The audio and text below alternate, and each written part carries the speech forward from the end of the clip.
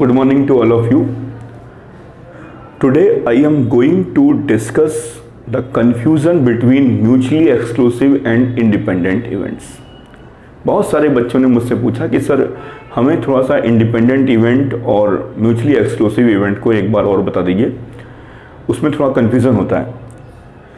बच्चों, mutually exclusive event में क्या होता है, मैंने आपको क्या बताया था कि अगर कोई दो सेट हैं और उन दोनों सेट में अगर कोई भी चीज़ कॉमन नहीं है तो क्या होगा, A इंटरसेक्शन B जो होगा वो क्या हो जाएगा, फाई हो जाएगा। जब कोई चीज़ कॉमन नहीं होगी तो क्या होगा, डिसजॉइंट हो जाएगा, डिसजॉइंट होगा। और डिसजॉइंट होगा तो क्या हो जाएगा, PA union B equal to PA plus PB, यानी कि A and B are mutually exclusive.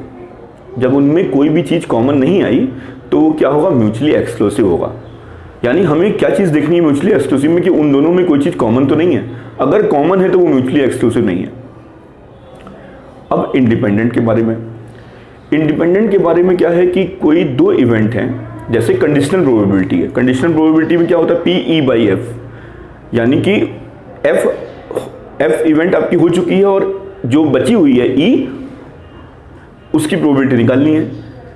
तो यानी क्या होगा, वहां पर E और F क्या है, एक दूसरे पर डिपेंड है। यानी कि अगर कोई चीज डिपेंड ना हो तब इंडिपेंडेंट हो जाएगा।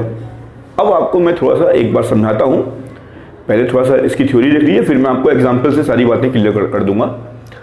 Sometimes there is a confusion between independent events and mutually exclusive events.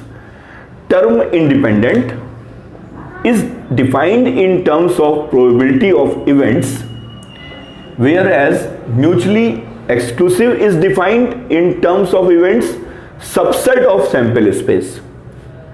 Moreover, mutually exclusive events never have an outcome common, but independent events may have common outcome, main difference. Clearly, independent and mutually exclusive do not have the same meaning. उसमें common आता है, आ सकता है, और mutually exclusive में common कभी नहीं आता है, नेवर, कभी नहीं आता है। तो यही सबसे बड़ा अंतर है कि दोनों में डिफरेंस है।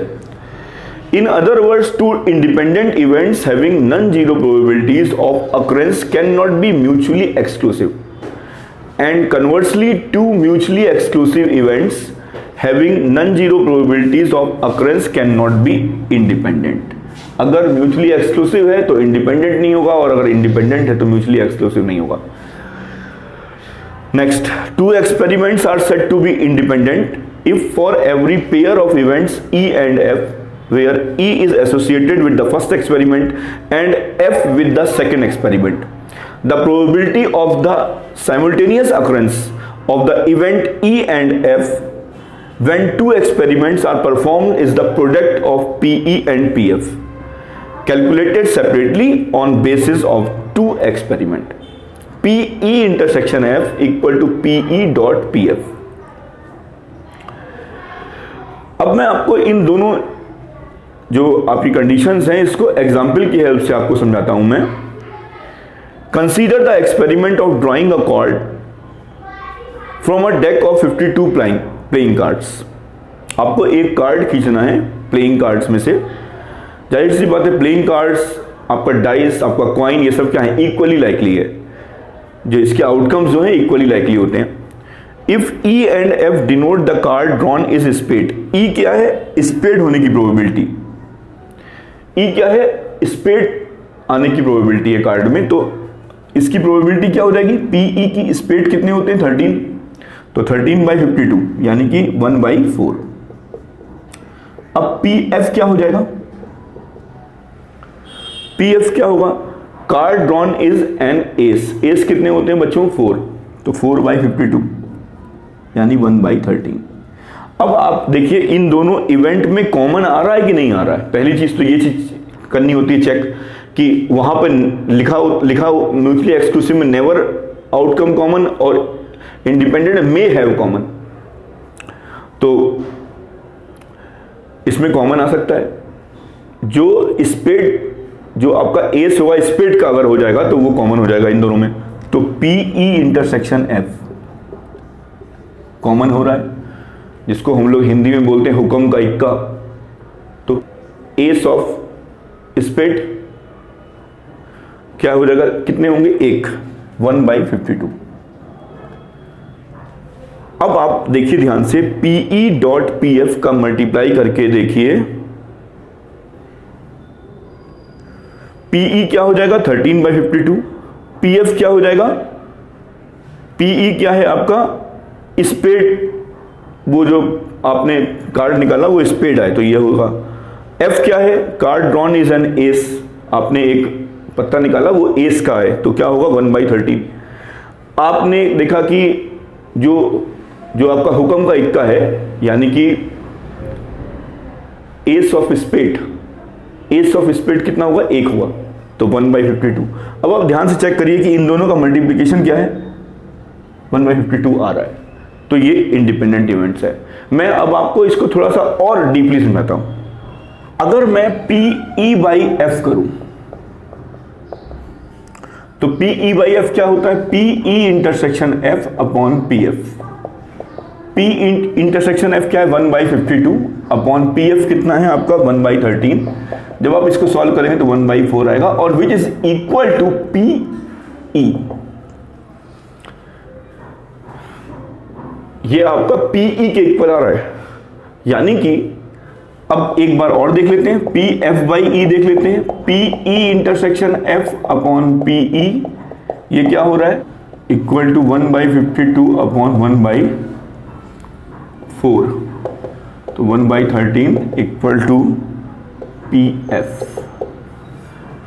ध्यान से देखिए, PE/F आपने सॉल्व किया, वो किसके इक्वल आ गया, PE के इक्वल आ गया, और PF/E इक्वल सॉल्व किया तो PF के इक्वल आ गया।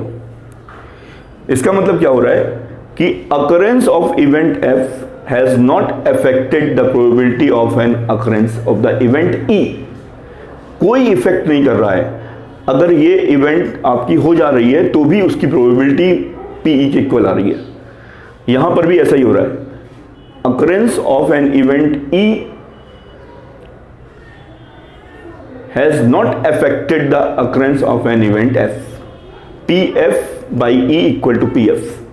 यही आपका इंडिपेंडेंट इवेंट का डेफिनेशन है। यानी कि कंडीशनल प्रोबेबिलिटी में क्या होता है, कंडीशनल प्रोबेबिलिटी में क्या होता है, डिपेंडेंट इवेंट्स होती हैं क्योंकि दूसरे पे है। लेकिन अगर ऐसा कुछ हो जाए कि PE/F की वैल्यू PE के इक्वल आ जाए और PF/E की वैल्यू PF के इक्वल आ जाए, तो इसका मतलब क्या है, वो दोनों इवेंट्स आपकी क्या होंगी, इंडिपेंडेंट होंगी। ये भी एक चेक करने का तरीका है। हम लोग आपस में खैर अब समझ गए हैं कि अगर इन दोनों का मल्टीप्लिकेशन इसके इक्वल आ जाता है तो हम लोग कहते हैं कि वो दोनों इवेंट्स क्या हैं, इंडिपेंडेंट हैं। अब एक चीज और समझिए, मान लीजिए कोई क्वेश्चन सॉल्व, एक क्वेश्चन है, दो बंदे हैं, एक A है एक B है, इसके सॉल्व करने की प्रोबेबिलिटी कुछ दे रखी है 1/2, क्वेश्चन सॉल्व कर देता है ये, इसके सॉल्व करने की प्रोबेबिलिटी है 1/3। अब मान लीजिए मैंने आपसे कहा कि क्वेश्चन सॉल्व हो जाए, और एक बात मैंने कही कि केवल एक आदमी से क्वेश्चन सॉल्व हो। दोनों बातों में अंतर है। सबसे पहले सैंपल स्पेस क्या होगा इसका, या तो क्वेश्चन सॉल्व हो जाएगा दोनों से,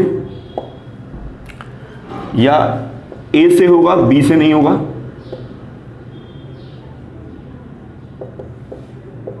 और या दोनों से नहीं होगा सॉल्व। ये सैंपल स्पेस बनेगा इसमें। तो अगर मैं बात करता हूं इनमें से केवल एक, कोई एक बंदा सॉल्व करे एग्जैक्टली 1, तो यानी एग्जैक्टली 1 में क्या होगा, जो केस बनेगा वो म्यूचुअली एक्सक्लूसिव का केस होगा, क्योंकि इनमें से कोई एक हो रही है, या तो ये सॉल्व करेगा या ये सॉल्व करेगा, तो म्यूचुअली एक्सक्लूसिव इवेंट है ये ध्यान रखिएगा। Thank you.